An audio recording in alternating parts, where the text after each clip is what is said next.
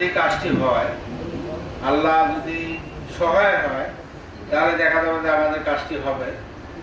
তো কাজটির ধরন হলো, ধরনের কি আংশিক কথা উনি বলছেন নজরুল।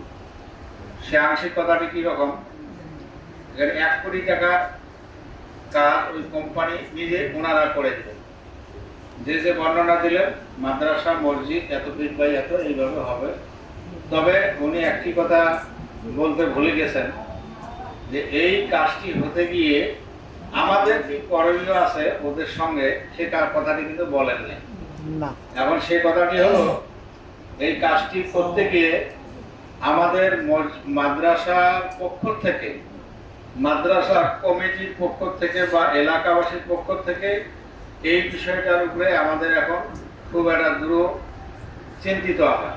কেমন যে এই ওনারা নিজেরা কাজ করে দেবেন, 1 কোটি টাকার কাজ ওনারা করে দেবেন, সেখানে আমাদের কমিটির পক্ষ বা মাদ্রাসার পক্ষ থেকে প্রায় 10 লক্ষ টাকা তেনাদেরকে ডোনেট করতে হবে।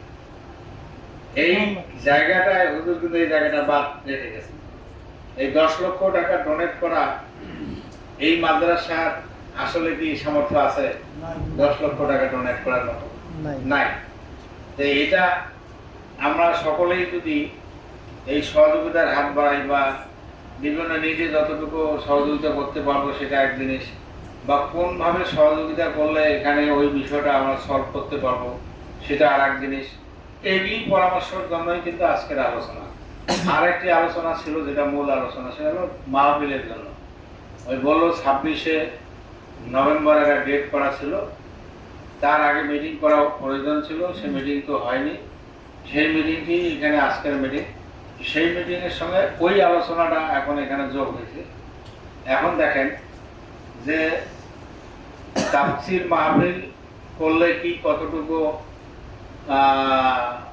মাদ্রাসার এখানে আয় হয়, কতটুকু শ্রম যায়, কতটুকু আমরা সেখান থেকে লাভবান হতে পারি, মাদ্রাসার কর্তৃপক্ষ লাভবান হতে পারে, সেইটুকু দিয়ে মাদ্রাসা কতটুকু ঋণ পরিশোধ করতে পারে, এটা আমরা কয়েকবার আমরা এটার হিসাব নিকাশ